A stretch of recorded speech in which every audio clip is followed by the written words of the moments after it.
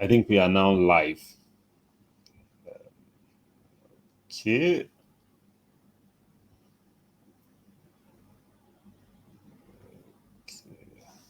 It's showing live and recording from my Yes. view. Yeah. Yes. It should. Yes. It should be. Yes. Yes. Yes. So it's recording now. I think we are now live. Um. So, well, right now, okay. No one has joined expectedly so. Um, Once people see the icon on, they would they will join.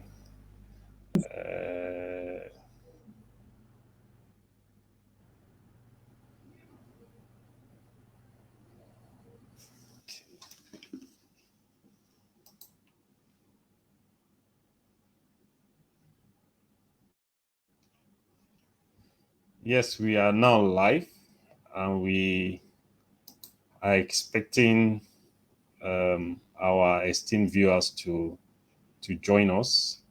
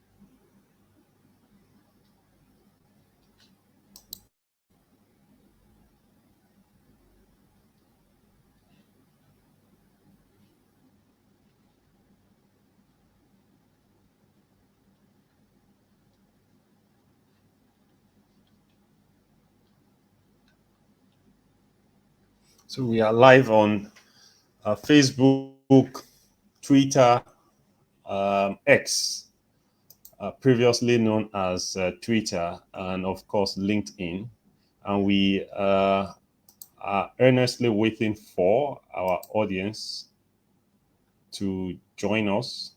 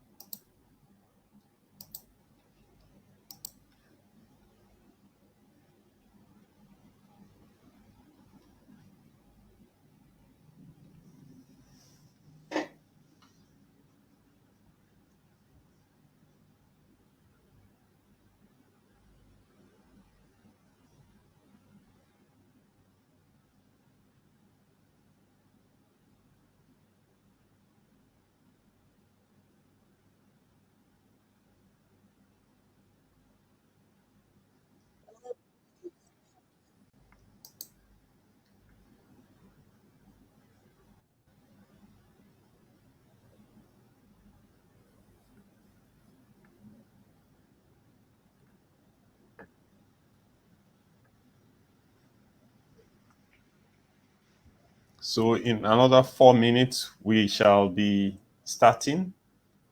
Good evening, everyone, and you're welcome to the inaugural edition episode of Till Learn Life.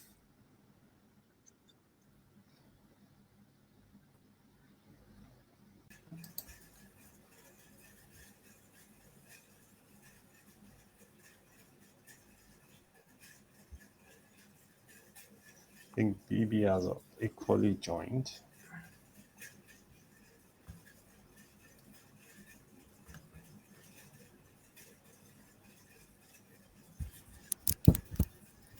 Hi, Ivy. Good evening, BB. Hey, good evening. How are you We are doing? very happy to see you.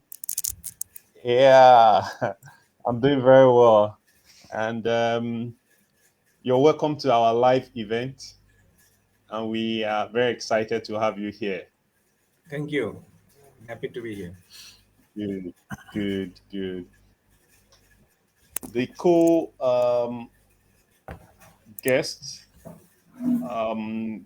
is also online. I guess his network went tricky, so he will reconnect any moment from now. Hmm. So we are just waiting in for another 2 to 3 minutes. Um, yeah, just about 2 to 3 minutes to have more people aggregate so that we can start proper. All right. So, do you also get to see how many people have joined? Right now, um, just trying to. 4 people joined previously. Um, Once we have some numbers, we can.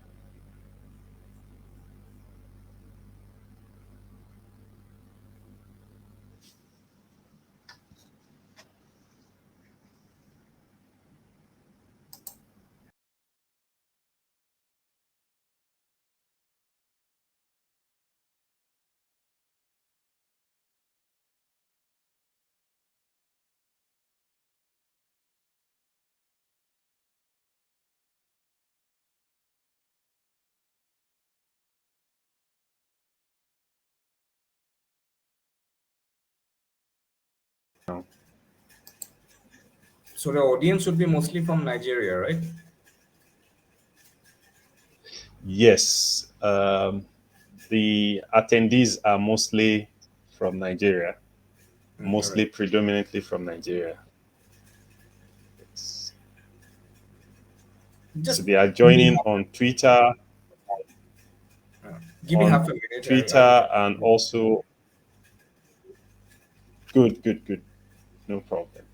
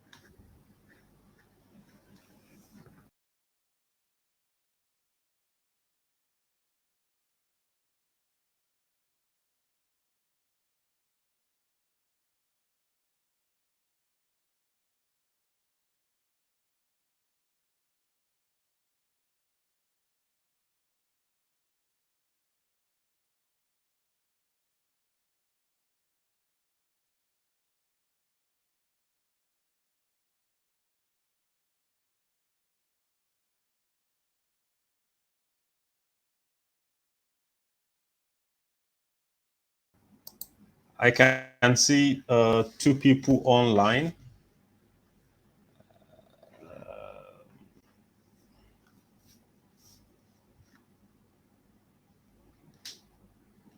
I can't hear you.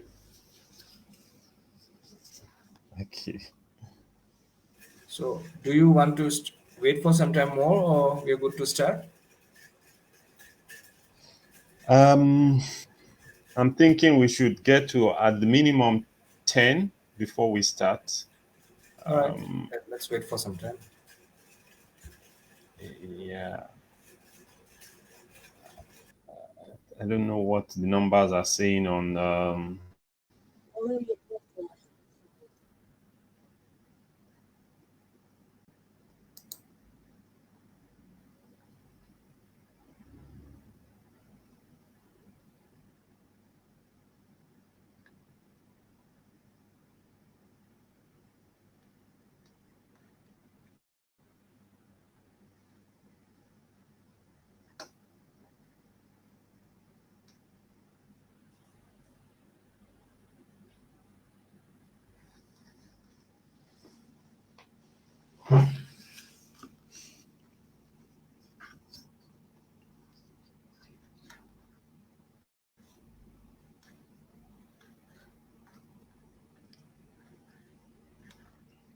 So I think we should start. And when people come, they meet us wherever they can meet us.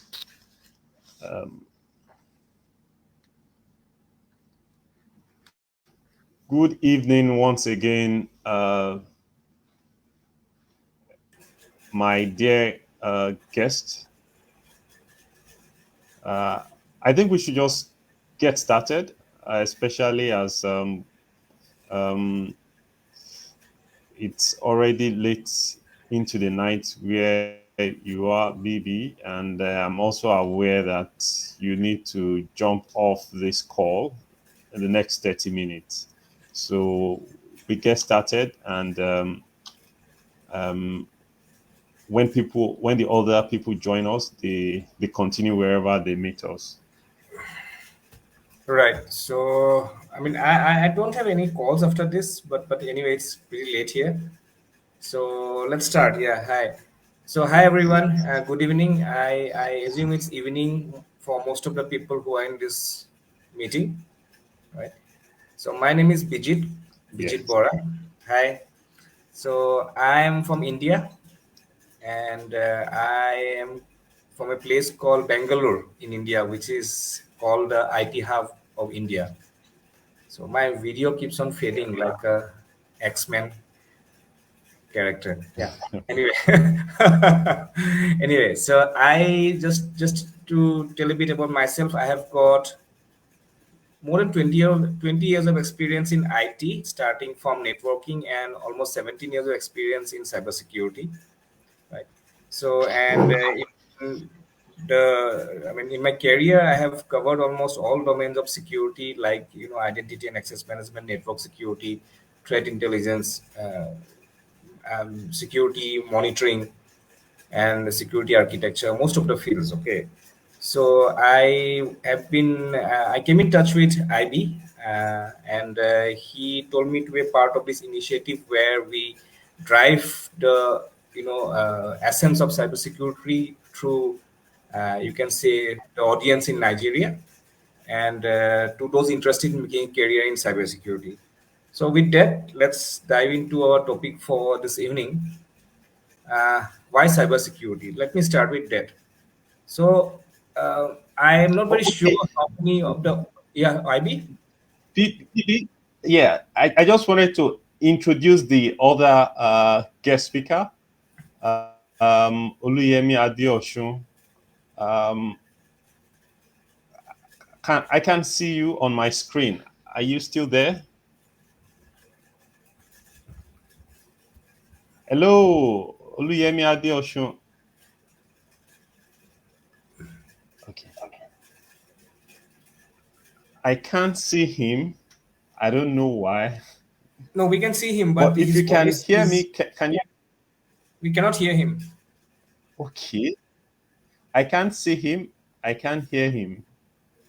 Okay. Great, great, great. I can see him now, but I can't hear him. So, by way of introduction, he's a human resources guru here in Nigeria, with over 20 years work experience across the as a practitioner, HR practitioner, and recently as an academic. He has, my last count, about 50 academic papers to his name, and he's also on the board of on the council of the Chartered um, Institute of Personnel Management of Nigeria.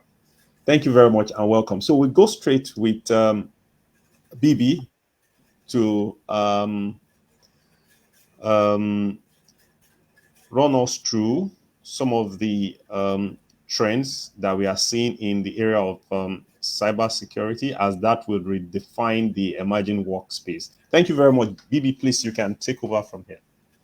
Sure, Abby. So I don't have a script ready for this. Okay, so I will walk you through what I have learned in my No, career, no, no. okay, Please, what I have seen. All right. So please.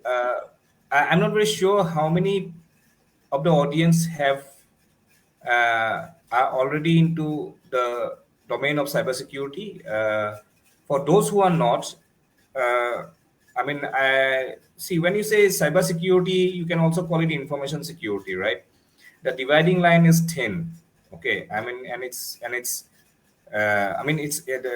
there's a thin dividing line, and information security basically means protecting information. Okay, so there is a difference between information and data.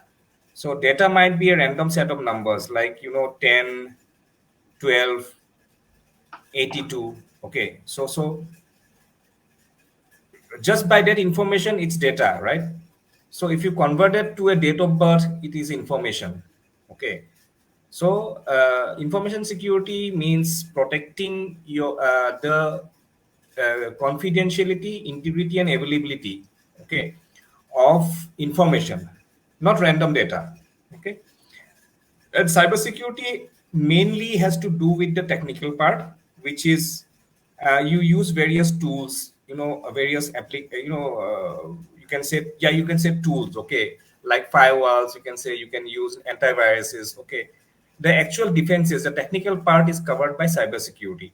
But then again, both of them work together. One cannot do without the other, right?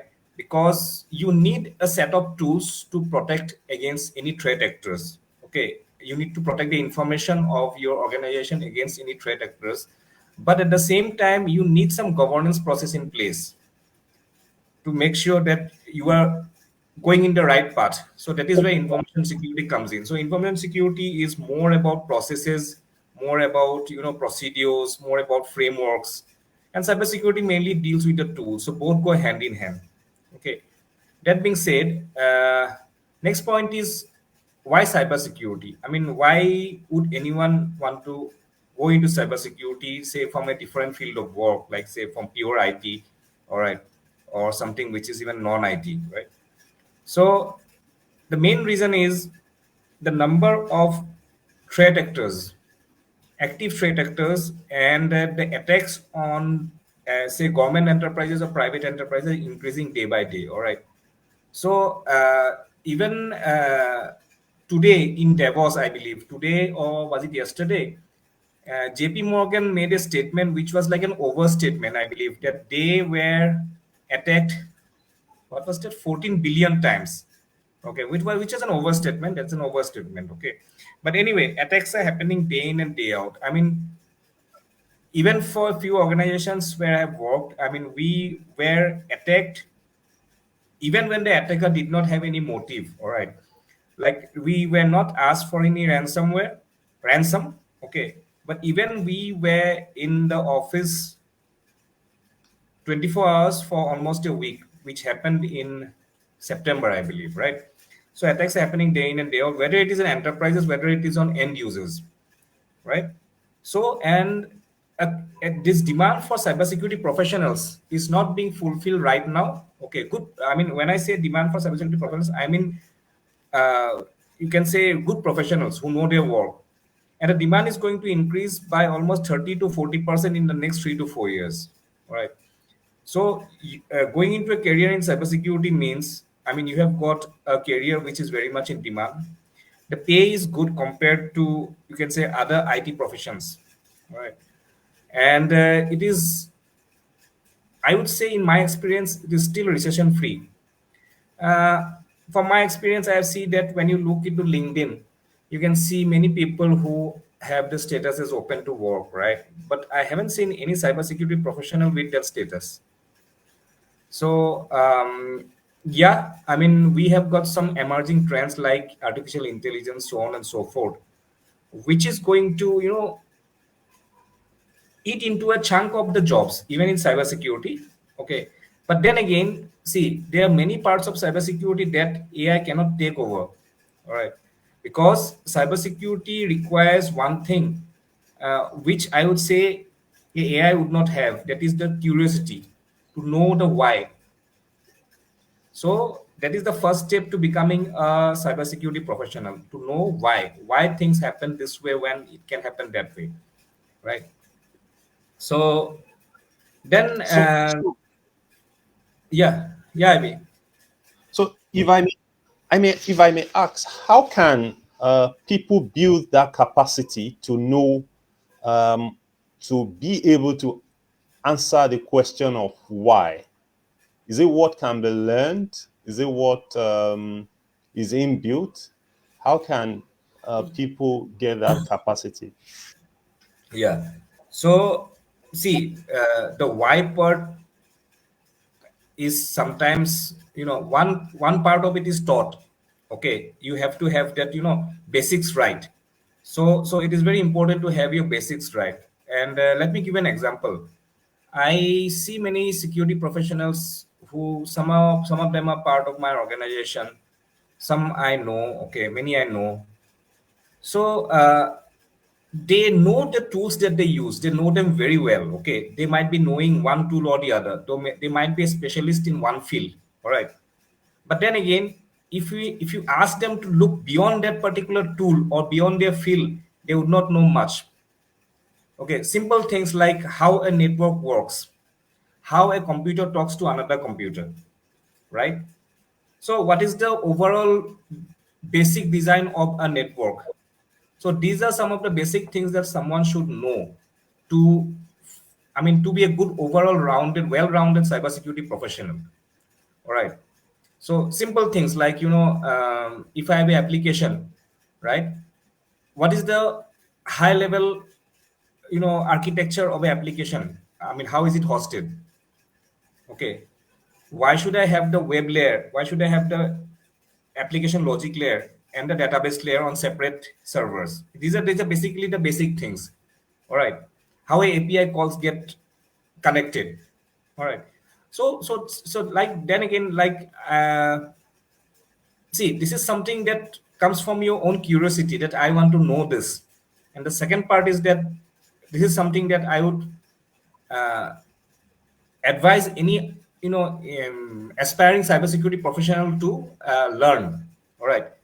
And when I looked at the your course offering, right, and this is something that the Telos course offering, offers the basics, okay, which is very good, right? Yeah. I would say anyone planning to go into cybersecurity should get their basics right. Okay, so that helps you because I mean, attackers don't go by the book. Okay, so you might be having one tool that you manage in your organization, but then again, the attacker might be having multiple tactics and techniques, right? So you have to be in their shoes. You have to know their mindset to, be able to defend your organization against such attacks. Okay. So Can yeah, I mean, sometimes your job becomes a specialty. Like you become a a firewall administrator, or you become a cloud security administrator. Okay, or you become identity and expert management. Okay, so these are the roles that you get later on, but that doesn't mean that you cannot go ahead and learn, right? Okay, so great. cybersecurity, see, one key point in cybersecurity is it is such a fast evolving field. anyone in cybersecurity has to keep themselves updated. I mean, if they are not updated, they will become obsolete very soon. So that is what I have learned. Okay.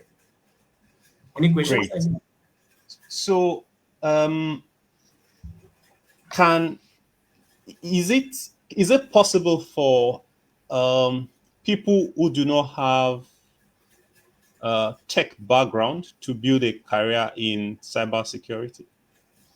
Uh, I would say it is not impossible. Okay, they would have to, put in some extra efforts to learn the basics first. Okay, so learn the basics in the sense that I have seen that people who have got some basics in networking, right, on how computers connect. Okay, so what is the TCP/IP stack? Okay, how a packet goes out from a computer. These are the basics that one has to learn. Okay, so without learning the basics, or without knowing the foundations, it will be difficult for someone directly to go into a specialized role like, application security specialist or a network security specialist, so on and so forth, right? And that is where I believe the foundation courses really help. Great. So I will take a pause and move over very briefly to Mr. Adeosun. Now, Mr. Adeosun, I'll come back to you, Bibi. Mr. Adeosun, the digital era has significantly transformed human resource management. Can you share with us how this evolution is affecting workforce and what it means for the current workforce plus the future job seekers?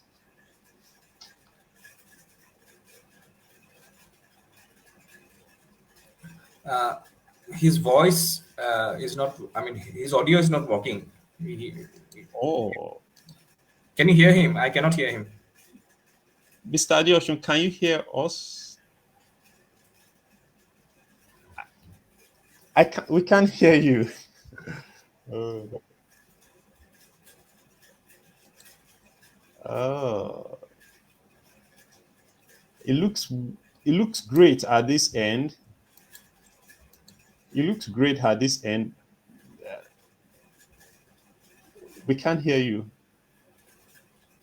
Perhaps maybe you should log out and log in again. What about that?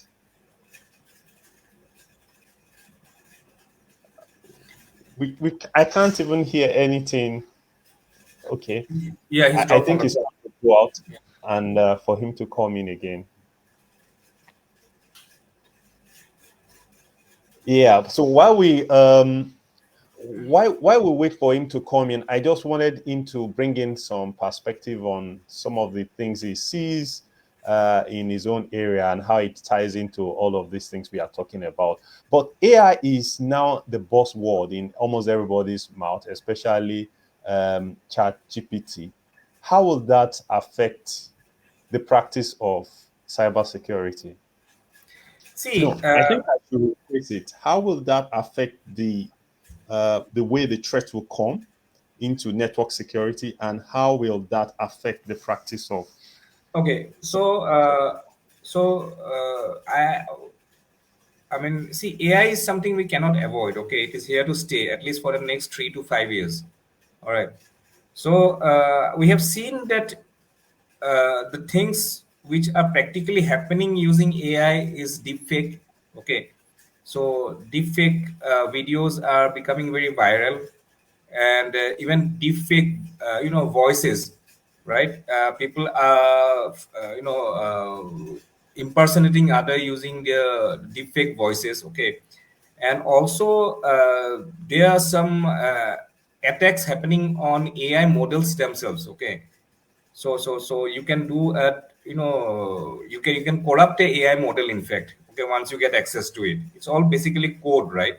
Okay, and on the from a threat actor's point, see, when you run an attack on a network, right, you need to write a script, right, and need to run the script. Okay, you need to run the attack. Okay, you need to run the exploit, right? So with AI coming in, you can automate this attacks, right? So instead of attacking one server or a single firewall, you might be able to automate your attack across multiple servers or multiple firewalls or multiple networks at the same time. All right. So, but see, then again, I mean, with the bad things, we also have the good things. So the defenses will go up because honestly, what I feel is cybersecurity is hot today because of the bad guys, right? If they were not there, I mean, there would be no demand for cybersecurity. Okay. So along with the offense, the demand for good defense professionals also grow, right? And that is where we have the chance to, thrive. All right. So this is a good field. I mean, as long as the bad guys are there, we are there. So which makes it more And interesting. we don't envisage that the bad guys will ever go away. But they will not go away. And what I feel is they are always one step ahead of us. Okay. So, I mean, but then again, uh, I mean, it's a ever-going fight. Okay. And see, I mean, no matter how good defenses you have, uh, one cannot always give 100% guarantee that you will never be hacked. Okay. That is something I will never agree to. All right. I've seen the best of best organizations falling prey to ransomware attacks. All right. They have the best defenses in the world. These are Fortune 500 companies. All right. But then again, uh, one good thing is each of these attacks also teach you many things. Okay. So it makes you wiser. All right. So this is very interesting. So you see with an attack, you see multiple teams across the organization coming together, working together to correct their faults, okay, and make their defenses better. All right. So this is, I mean part of such exercises, like I say, where we had actual attacks and many teams came together to mitigate those attacks and put the defenses up so that we do not face the same situation in the future, right? So this is going So, to be so, ongoing. so in essence, we are possibly moving from the era where cybersecurity is entirely the function of the tech guys. It looks like it has to be a collective responsibility now. See, yeah. So I would say there are many organizations, right? I mean, cybersecurity then again is not just a bunch of tools that you use, okay, or a tech guys working on a bunch of tools. It is also about processes. So, which is something which is called the GRC department, which is governance, risk, and compliance, right? So, and also the IT department or the who controls the IT service management part, right? Okay. So the organizations which have got better service management, like change management, okay, better governance processes, combined with the technical defenses, it becomes a full package. Okay. So just having the best of the breed tools, the best of the breed tech cybersecurity guys would not help if you do not have processes in place. All right, good processes and procedures in place. All right, if you do not follow a particular cybersecurity framework. All right, and then again, if you do not have proper governance, if you do not have proper ITSM processes in place like change management, capacity management, so on and so forth. Okay, so let me give you an example. See, we say security architecture. All right. So Yeah. security architecture security architecture is not for beginners. All right. So it takes some experience to become a security architect. But then again, see, security architecture is not only about designing a high level diagram or a low level diagram of a network or a cloud service or an application for that matter, right? Okay. So it is also about understanding the business objective. Why am I doing this? Right. So that is where different frameworks also come into place. You cannot design anything based on an idea on your head, inside your head. So you design everything based on a particular framework. All right. You can say like an NIST framework or a CIS framework. All right.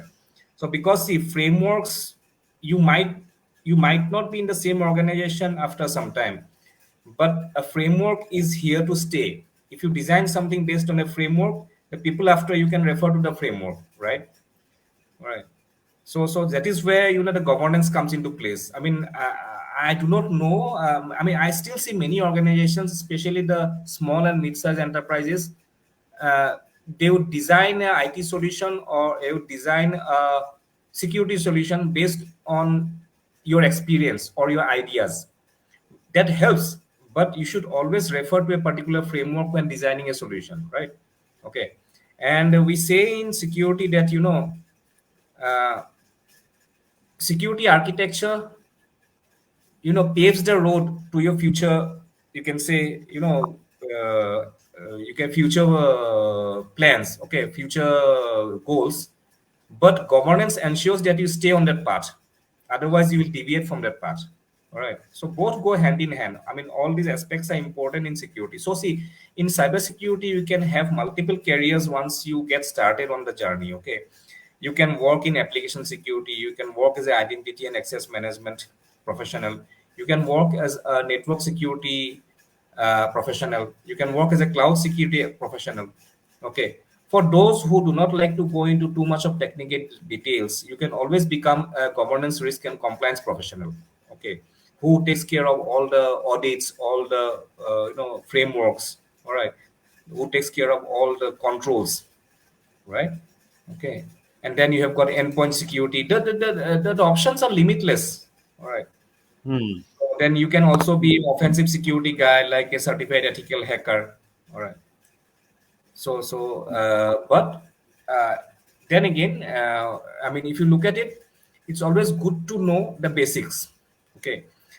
If I were to be a GRC professional, I cannot immediately jump into the policies and the procedures unless I know how. Because see, a GRC professional has to conduct audits. Okay, so how Yeah. can a GRC person conduct an audit without knowing how the difference between a switch and a firewall? All right, so he has to, maybe he does not have to administer the firewall himself, but he has to know what a firewall does, right? So that's the reason I say that a strong base, you can say a strong understanding of the basics is very important. Right. So we have a few audience on Twitter, on Facebook, and on LinkedIn. I recognize that a few of them are experiencing network challenges. For example, we have somebody from the NDIC, Nigeria's national security. Okay, I caught the name earlier. I'm just trying to. Anyway, the whole essence is that some people are having challenges with their network and are unable to hear or for whatever reason. So, but we would like to take questions from the audience. So um, you can post your questions in the comment section. We will catch them and we'll do our best to answer them right now. If we are unable to answer them right now, we will certainly do after the forum. So I just wanted to let our audience know that we are with them. The whole essence of this session is to share knowledge and help in updating knowledge. So please feel free to post your questions directly on the comment section or to our inbox as direct messages on Facebook at TalosG, on LinkedIn at Talos, and on Twitter at TalosG as well. So thank you very much. Please continue with the very insightful knowledge you are sharing, BB, please. Yeah. So, yeah, I mean, so I would say that, see, once you get started, okay, I would say that. So, how does the career progression happen in cybersecurity? I will give an example. Uh, See, what I have seen now. see, we started at a different time, okay, 20 years back. So we were doing security stuff, but it was not properly called cybersecurity or information security. We did not have different teams like, an endpoint security team or a firewall team. We had to do everything. So that the good part is what was that we learned, okay. But then again, we did not have the luxury of having a hands-on on specialized tools and so on and so forth. So now that you guys have, you should take advantage of that. So what I have seen, that one of the most easiest way to get into a cybersecurity role is that of a security analyst, okay. So be it even in Nigeria, I would say most of the companies, okay, be it a medium company, I would not say smaller companies, be it a medium-sized company or a large-sized company, and mostly the banks, they would have a 24/7 security monitoring team, okay. So generally, the security monitoring teams, take L1 level professionals, so who are say 1 to 2 years experience in the basics of cybersecurity, and they can be trained easily, right? And the security monitoring team basically works on a tool called SIM tool, all right? So security incidents and event monitoring, right? So that is, I have seen Yeah. one of the easiest way to get into a cybersecurity role. So once you get into a role like that, I would suggest that you spend 2 3 years in understanding how the threats are detected, okay, and how policies are made to detect the threats, and then you can also security monitoring as a SOC analyst. We call them SOCs, that is a security operations center. Few of the ones who have got little bit of good basic programming skills, who can write a bit of, not even programming, query skills, okay. You just need to learn the basics of SQL query language. So you can go into something called threat hunting. Threat hunting is very much in demand nowadays, okay. So so you can take up a profession as a threat hunter. So later on, once you know more about cybersecurity, you can pick up a advanced course and go into something like offensive security, where you do penetration testing and vulnerability assessment of applications. All right, and see, there is one role which is going away nowadays. No one, I have not seen any requirements for such roles in a very long time, which is like a firewall administrator. So initially you have these firewalls and you have got different profiles like firewall administrators, okay. So now see, there is one skill that you definitely need to know. You need to pick up a skill in cloud computing, okay. Forget about cloud security for now. So so what happens in cloud, basically you need to know one of the clouds well. Don't try to know all of the there are three basic main players, right? I mean, AWS, Google, and Azure Cloud. Azure. Azure Cloud, right? So try to know one of them well. I mean, most of them work the same way. They've got different names for different functions. All right. So you try to know the architecture of one cloud well. All right, and that the security part will come automatically to you, like how to harden a VM.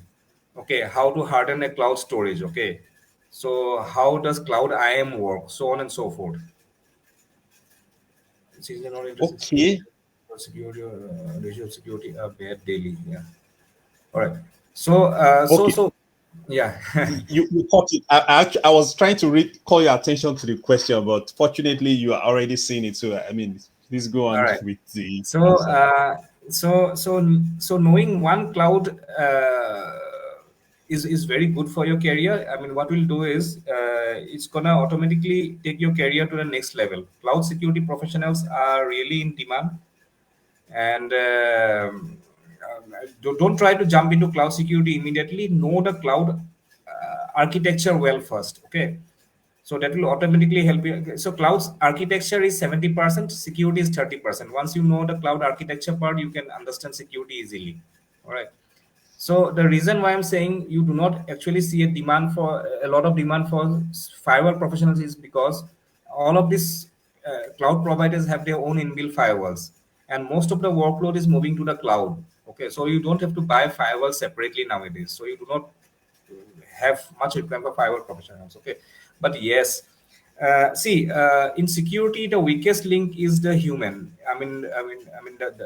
So a human is the weakest link. Okay. So, and still now, 80% of the attacks are happening through. See, no one can, if you've got a firewall at the gateway level or the border level, no one can cross that, firewall through any malformed packet directly. It 80% of the time it still comes in through a phishing email. So your these points are the weakest points. All right. Once a phishing email, once someone clicks on the link, no matter how good you train the people, you still finds one person who will still click on that bad link, right? And his credentials will get compromised. All right. One domain in security which is going to be very important is identity and access management. All right. So you can make a very good career in identity and access management.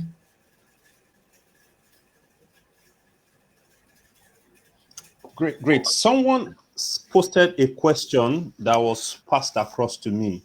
The person is asking, must I be a coder, according to what he wrote or she wrote, before I can build a successful cybersecurity career? Must I be able to write a code or codes? Must I be a programmer before I can be a successful cybersecurity professional? Not That was a really. question from I will tell somebody. you something. See, in my 20 years of career, I learned to write code in the last 2 years. All right. So it's not really required. So, but see, one language which will really help you and it is easy to understand is Python. See, most of the applications, even the AI models which are being built, the generative AI models are being built using Python nowadays. Okay, and Python can automate a lot of things. And even when you develop some skill on a cloud, okay, whether it is Google Cloud or say Azure Cloud, right? Most of the scripts are written in Python. Okay, so if you want to learn to code, okay, I would suggest that you take up a course in Python, and it is very easy, believe me. You can learn Python in a month. All right, and learning Python will always give you benefits.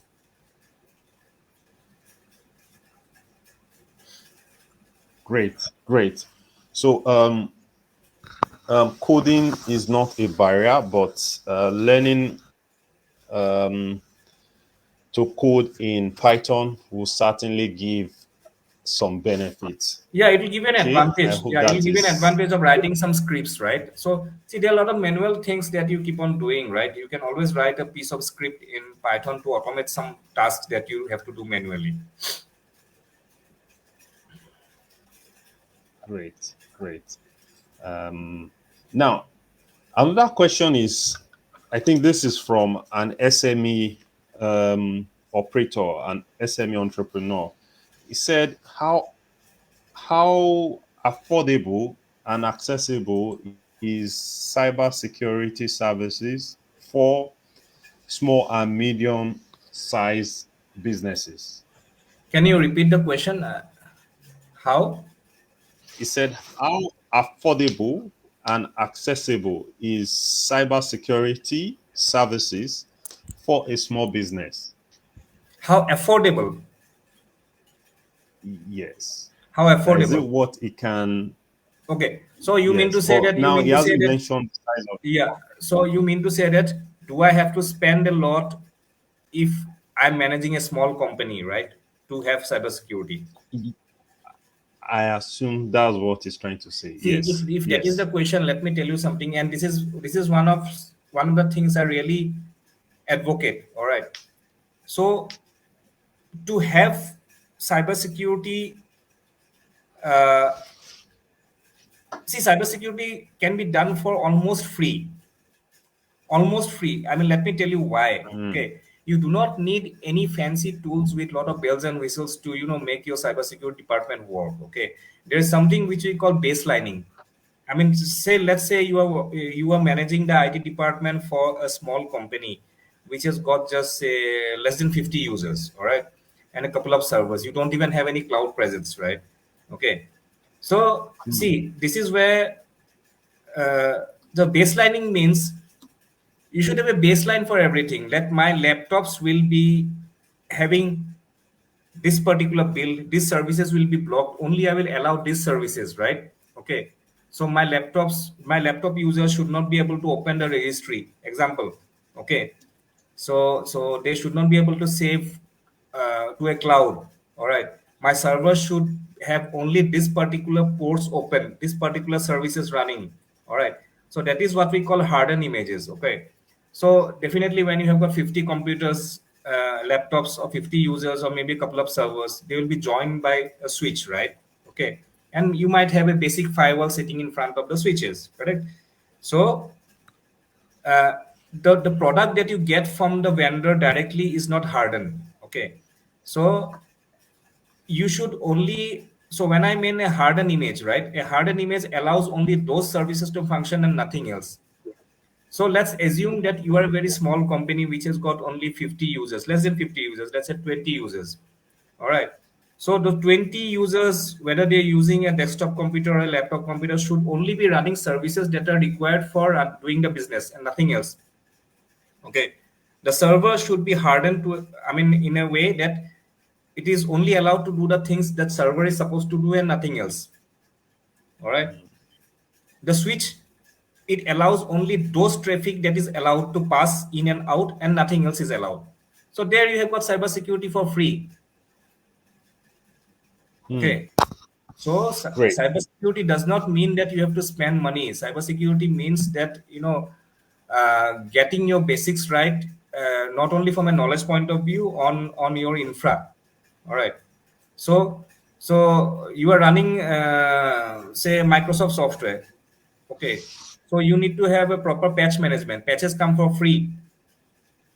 Okay. So you need to patch regularly, right?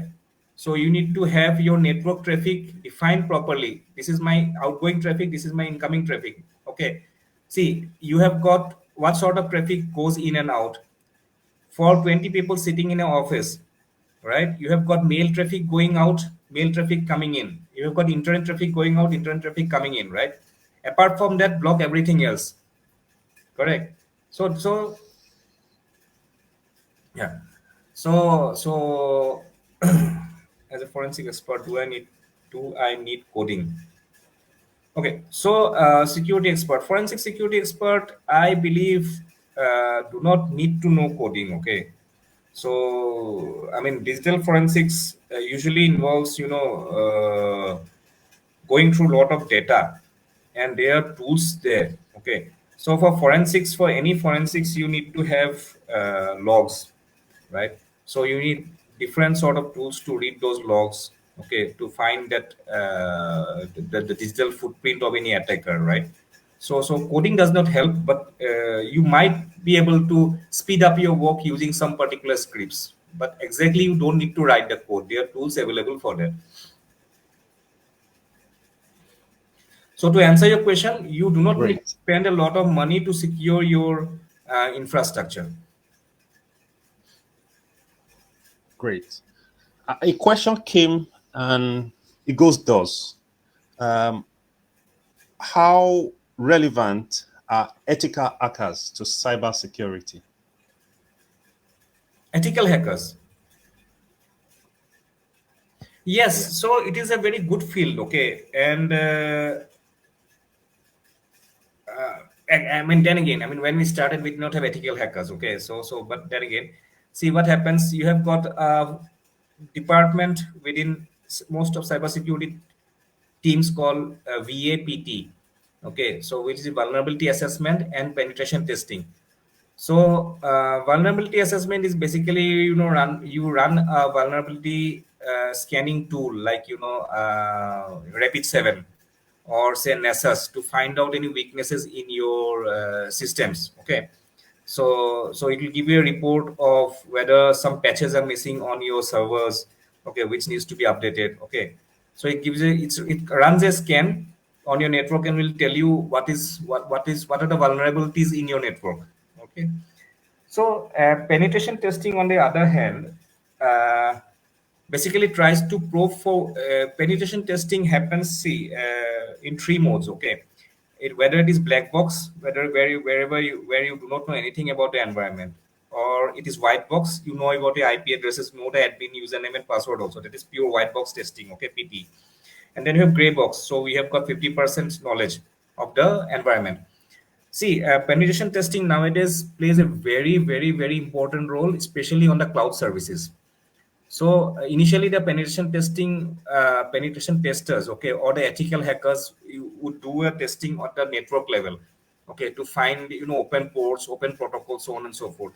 But with most of the workload moving into the cloud, so what's happening now?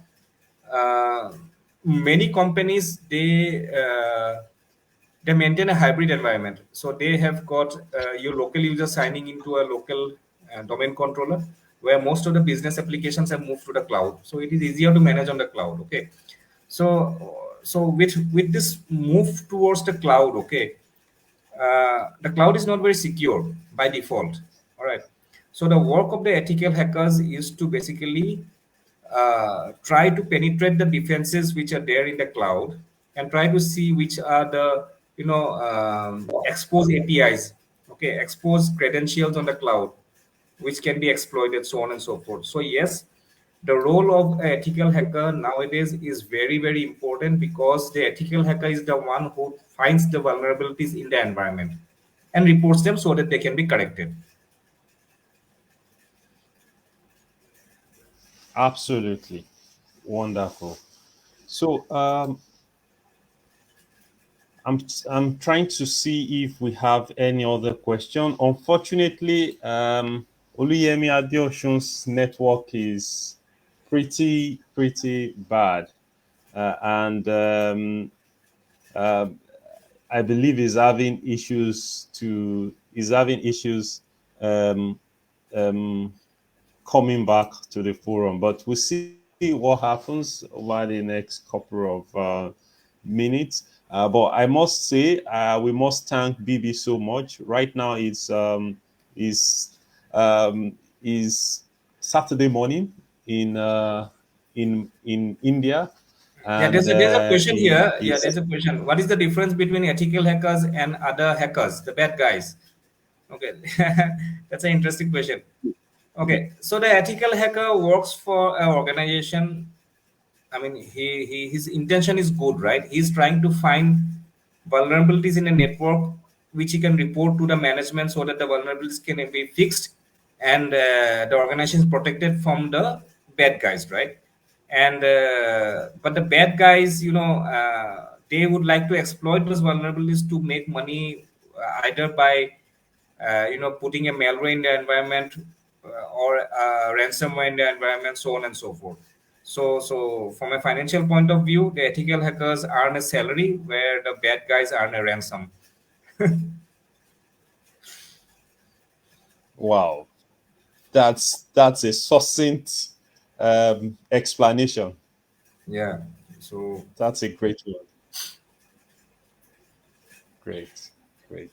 So um, now, how can now? So I have a question here. How can individuals? Sorry, what can individuals do to enhance their personal cyber security? That's at the level of individuals. What can they do to enhance their personal cyber security? How can we raise public awareness about this issue? That's a question from some other portals. yeah, see, um, what I've seen on an individual basis, okay, it is more of it more falls into the domain of cyber crime. Okay, so see, on your personal email, in your Gmail or your Hotmail account, you do not get a phishing email, right? Phishing emails are generally sent in your corporate emails. Okay, so on a personal basis, okay, so generally it is something called phishing, okay, which starts with a V, right? So where you might get a link in a text message or a SMS saying that, I'll give an example, which says that your electricity bill is unpaid, okay, and your electricity will be disconnected tonight if you do not click here and pay the link, okay. So this is something very common in India. All right. So I would say ignore them. Okay. So ignore them, and also if you have got any cybercrime reporting government website in your organization in your country, you can always report them. All right. So otherwise, if you find any suspicious links coming to you offering some job offers, or you can say any links which are sent to your SMS, all right, and just do not click on them. And if you have someone calling you up and asking for details of your card, or okay, just ignore it, disconnect the phone. That's it. How can personal Great. data on phones and laptops be best protected from bad guys? Okay, so on your mobile, the best part is that do not. I mean, I would say that do not go into sites from which malware can be downloaded. See, what is happening is uh, one of the most common attacks is called cross-site scripting. Cross-site scripting, what happens? You go to a particular website. Okay, so once you visit the website, that website has got bad code there, malware there. Okay, so once you visit the website, uh, and then generally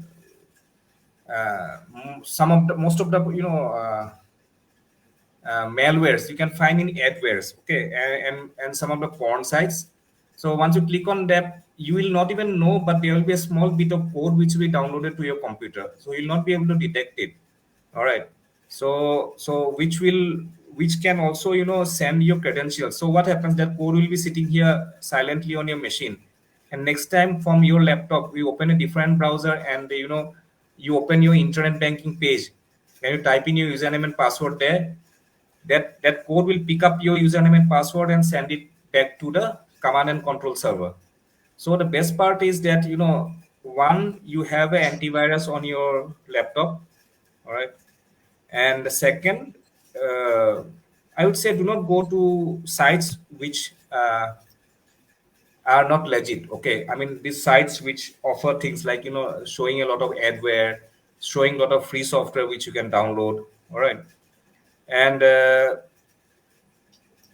do not and when you look at the when you click on the browser here, when you look at the browser where you type in the URL, right, do not try to not go to any websites which is HTTP. Just go to any just look for HTTPS there. Okay, so secure HTTP. All right. So the key is, see, basic hygiene is common sense. I mean personally, even if I am not a cybersecurity professional, I will not visit any websites which look suspicious. All right. Great. Great. Um, okay. So, okay, we've taken the question of the guy with the laptop and the phone, how to secure it.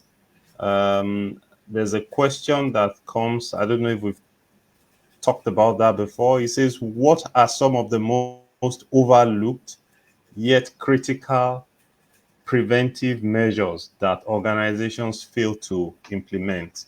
I guess this guy is talking about preventive measures in All right. network security and cyber security. All right. So from my experience, uh, see, one is that I would say excessive permissions. Okay, this is again, I'm saying that this is something that can be accomplished without any excessive cost. Excessive permissions to users. All right. Lack of change management. That is one. All right. And Hmm. and yes, a very strong password policy. All right.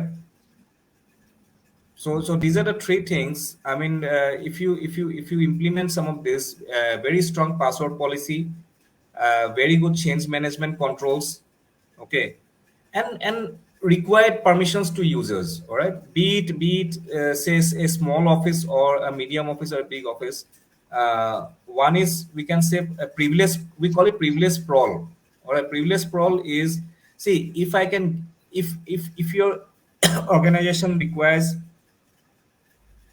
uh, 5 admin guys, okay, who can administer your servers. In many organizations, see that you have got 10 admins, where 5 admins can do the job. All right. So that is something called privilege sprawl. That has to be controlled. And how do you control that? That is through change management only. Suppose today IB is a normal user. So tomorrow he wants to be an admin on a server. He cannot just talk to someone and say that, hey, make me the admin on this server. That has to be go through a proper change management process, right? So most of the things go bad because we do not have change management. Many organizations still do not have change management. They make changes on the fly. Interesting. Interesting. I remember while um, um, sometime in the past, we used to work on the change management on Finacle in those days. And we used to go through a lengthy process in order to implement a simple change to products on Finacle. Yeah, yeah, Um, yeah. I mean, financial organizations do have some good change management process in place, but I've seen in most manufacturing organizations or any other organizations, they do not have change management. Okay, I mean, most of the admin guys, they have a field day. I mean, they make changes, undocumented changes on the fly, right? yeah. All right. Thank you very, very, very much, Mr. Borah. We truly appreciate this time you have taken to be with us. And we are hoping that we will certainly have a lot more of these. For people who are interested, there will be more information about how this process can continue. But one thing that is very certain is that there will be ongoing conversation around how to improve, how to acquire knowledge, and how to make professionals more marketable in the era of technological changes, and how to get jobs and get the jobs done. This conversation will only just go more and more. Just keep on watching this space. I would say follow us on our various social media handles, and we'll be happy to share with you all the updates as they come in. Unfortunately, the second guest that we will have loved to um, drain his or tap into his wealth of experience in people management. The network appears not to allow him continue to join us, but we appreciate the time he had. He was with us before the network started misbehaving. We'll plan very much to bring him back to the forum. Um, at this point, I would like to say thank you to the audience, both on Twitter, on LinkedIn, and on Facebook, and also on I think there is a Zoom link for some people. We thank you all, and um, we will certainly keep in touch with you. Thank you very much. And also thank you very much to the TLN team who have also worked behind the scene to put this together. We thank you also. Um, uh, so at this point, we will just have to end the show, the forum, and um, work on bringing you back again, Mr. Bora, in the nearest future. All right. Thanks everyone for joining. Yeah, it was a pleasure addressing this forum. Have a nice weekend, everyone. Bye bye. Thank you very much. Bye bye.